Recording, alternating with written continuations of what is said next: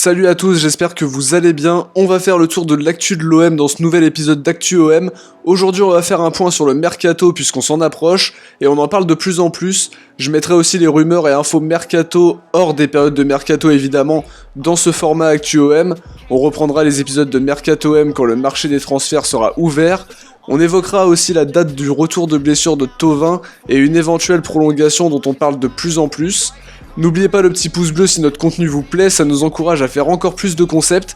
Et comme d'habitude, petite question pour vous faire participer, quel est pour vous le meilleur match de l'OM cette saison? Et pour vous le match qui a été déterminant dans le retour en forme de l'OM? Dites-nous tout dans l'espace commentaire. On va commencer directement ce nouvel épisode en parlant des internationaux. L'OM a perdu Saïf Eddine Kaoui qui s'est blessé avec la Tunisie et est sorti à la mi-temps du match qui l'opposait à la Guinée équatoriale. Du côté de Camara, sale soirée aussi contre la Suisse, défaite 3-1 avec les espoirs. Il était titulaire au milieu de terrain et a même été fautif sur le deuxième but suisse. Faudra très vite oublier ça puisqu'il sera sans doute directement aligné contre Toulouse. Kevin Strootman a lui aussi eu le droit à quelques minutes de jeu, un petit quart d'heure il me semble, et il a délivré une passe D sur le but de Boadou. Du côté d'Alvaro, ce sera une suspension de 2 matchs, il va louper Toulouse et la réception de Brest, mais a priori c'est un mal pour un bien puisque sa blessure au péroné n'a pas l'air de s'améliorer. Petite rechute a priori. La LFP a évidemment sanctionné l'OM pour les fumigènes et les lasers, une amende de 75 000 € et une fermeture des tribunes avec sursis. On a un petit peu de chance sur ce coup-là pour le sursis, faudra éviter les faux pas pour pas risquer une fermeture des virages. On sait que le Vélodrome est beaucoup plus fort et l'OM aussi, quand le stade peut être rempli.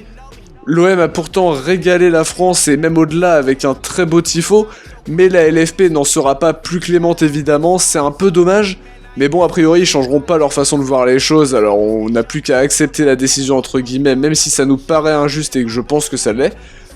Du côté de Maxime Lopez, l'équipe révèle que le joueur n'a toujours pas reçu d'offre de prolongation. Apparemment Hero ne s'y intéresse pas plus que ça, ce qui veut dire qu'en juin 2021 il serait libre. Avec un an de contrat restant, l'OM ne pourrait pas faire un gros transfert avec Lopez. Il est donc très important de le prolonger pour éviter qu'il parte libre ou qu'il parte pour une somme très faible. Du côté de l'IAG, la Provence donne quelques infos. L'OM et l'IAG seraient d'accord sur un contrat de 3 ans, l'accord financier n'a toujours pas été trouvé. Le joueur s'inquiète surtout de son futur temps de jeu comme on l'avait déjà dit par le passé. Et la direction aurait confié au quotidien que les négociations étaient toujours en cours et qu'elles se poursuivent. On attend aussi des nouvelles de la prolongation de Nielsen Nkunku, enfin plutôt de son contrat pro pour être plus juste. Les récentes déclarations de Larguet montrent que le cas est loin d'être réglé, mais que le club est quand même conscient de son potentiel et a pas forcément envie de le laisser filer. Pour Strootman, gros candidat à un départ cet hiver pour équilibrer la grille salariale du club, qui d'ailleurs, d'après l'équipe, va être de plus en plus surveillé par Frank McCourt lui-même. L'OM pense même à brader Strootman, le vendre entre 8 et 10 millions. L'OM aura perdu de l'argent vu la somme dépensée à son arrivée, mais gagnerait au moins un salaire énorme économisé. Villas-Boas ne voudra sans doute pas vendre Strootman sans recruter un joueur derrière, même si ça doit être un joueur prometteur comme Gay du Havre ou encore Aurel Mangala de Stuttgart qui intéresse toujours l'OM selon AS Roma Live. Du côté de Thauvin, il devrait reprendre la course d'ici 2 ou 3 semaines selon l'équipe. Il espère revenir à l'entraînement pour début janvier et reprendre les matchs officiels courant janvier. J'espère qu'il n'y aura pas de rechute, on aimerait beaucoup le voir à l'Euro et briller avec l'OM pour nous aider à arracher le podium. Pour sa prolongation, aucune approche concrète de l'OM. Zubizarreta en aurait discuté avec lui en privé sur cette éventualité-là. Pour le moment, rien n'a suivi derrière. Il sera aussi libre en juin 2021 comme Lopez, alors le prolonger est aussi une priorité.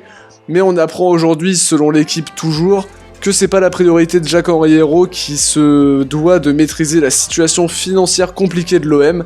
Comme Thauvin a un gros salaire, il va sans doute pas se presser, puisque Thauvin va peut-être vouloir prolonger mais avec un salaire plus important. Après, est-ce que le départ de Strootman peut pas aider aussi pour gagner un peu de masse salariale? C'est possible aussi.